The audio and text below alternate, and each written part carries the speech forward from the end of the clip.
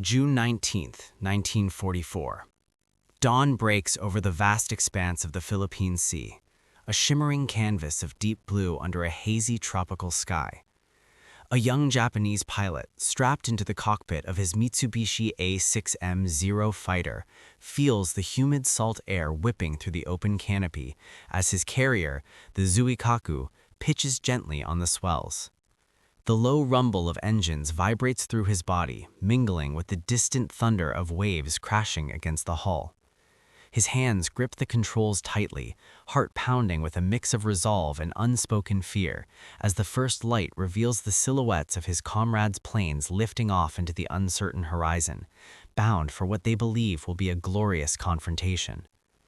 This moment, suspended in the early light of the Pacific, marked the ignition of the Battle of the Philippine Sea, a clash that would forever alter the trajectory of the war in the skies. In the preceding months, the American forces had relentlessly pushed westward, their amphibious assaults carving through the Japanese outer defenses.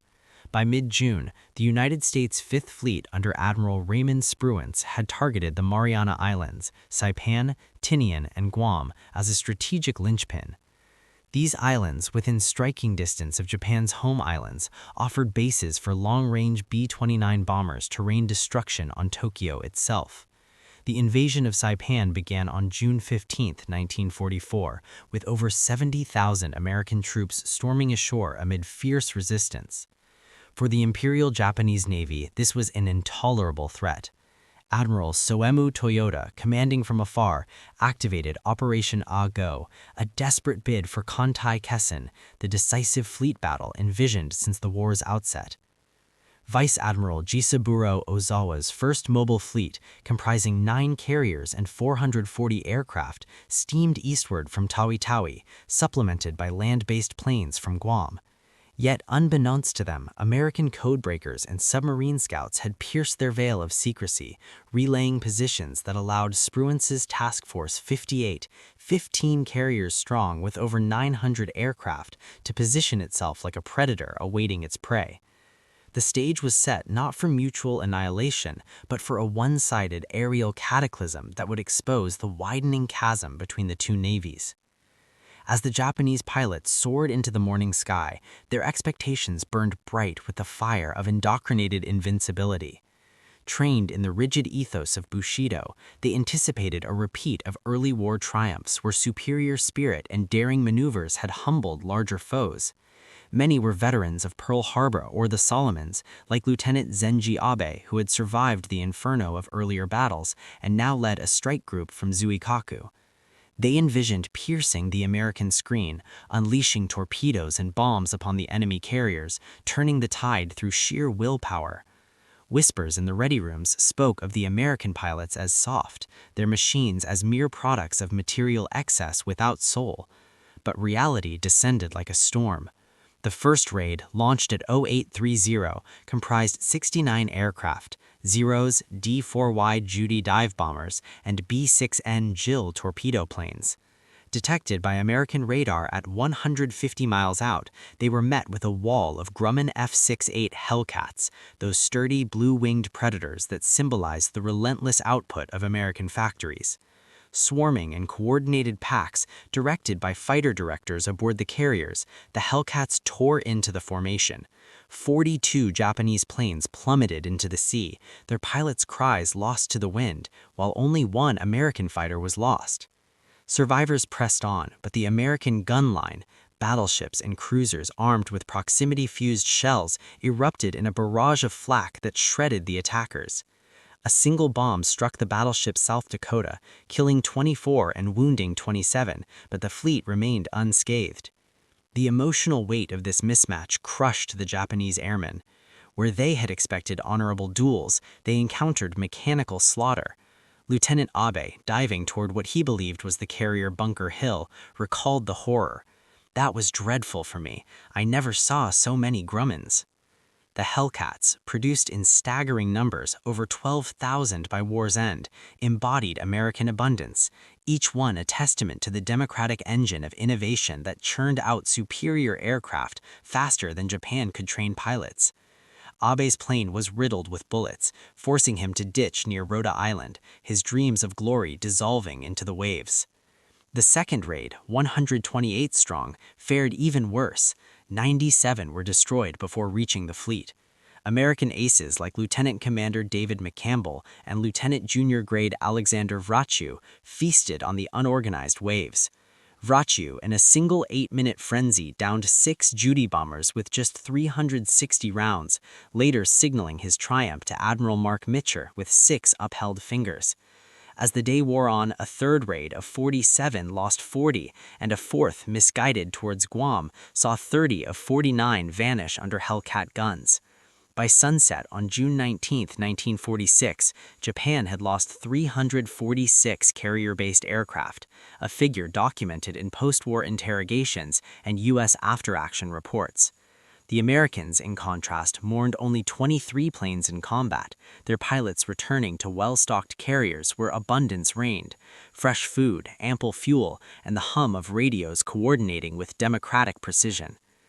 In this factual carnage, the transformation in Japanese perception unfolded like a shadow lengthening across the sea. Pilots who survived the initial waves radioed back tales of insurmountable odds, their voices trembling with the realization that spirit alone could not overcome the Hellcat's superior speed, armor, and firepower. These machines, rolling off assembly lines in places like Bethpage, New York, represented more than metal. They were the fruit of a society where free enterprise and collective will fused into unstoppable production. Japanese commanders reviewing the losses, over 200 land-based planes from Guam added to the tally, grappled with the ideological fracture. Admiral Ozawa, aboard Taiho, had banked on shuttle bombing between carriers and islands, but the plan crumbled under American radar and fighter superiority. Submarines struck the fatal blows. USS Albacore torpedoed Taiho at 0810, igniting aviation fuel vapors that exploded hours later, claiming 1,650 lives. USS Kavala followed, sinking Shokaku with 3 torpedoes, drowning 1,272. The next day, June 20th, as Ozawa retreated, Mitcher launched 226 planes in a daring twilight strike.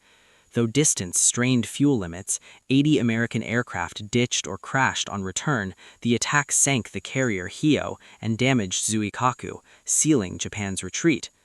Total Japanese losses: 645 aircraft, 3 carriers, 2 oilers, and nearly 3,000 dead.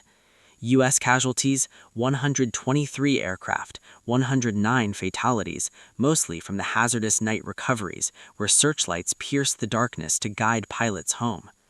Yet, in the quiet reflections of those who endured, the Hellcat lingered as a haunting symbol of American democracy's bounty. Mass-produced, reliable, piloted by men who fought with the freedom to adapt and innovate. One after another, these Hellcats dove from the sun, their 50-caliber guns chattering death, each sortie underscoring the ideological chasm.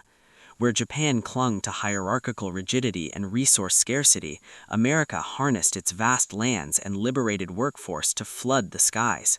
Surviving airmen, like those rescued from the debris fields, whispered of feeling insignificant, mere targets in a turkey shoot, as one American pilot aptly named it. Why, hell, it was just like an old-time turkey shoot down home.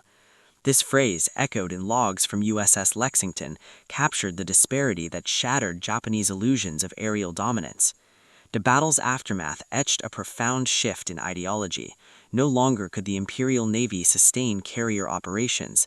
The loss of seasoned pilots, irreplaceable after years of attrition, forced a pivot to desperate measures, foreshadowing the kamikaze waves of Leyte Gulf.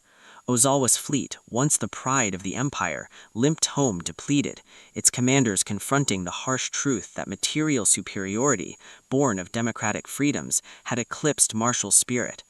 Pilots who returned bore the scars not just on their bodies, but in their souls, their faith in inevitable victory eroded by the relentless Hellcats that swarmed like emissaries of an unyielding abundance.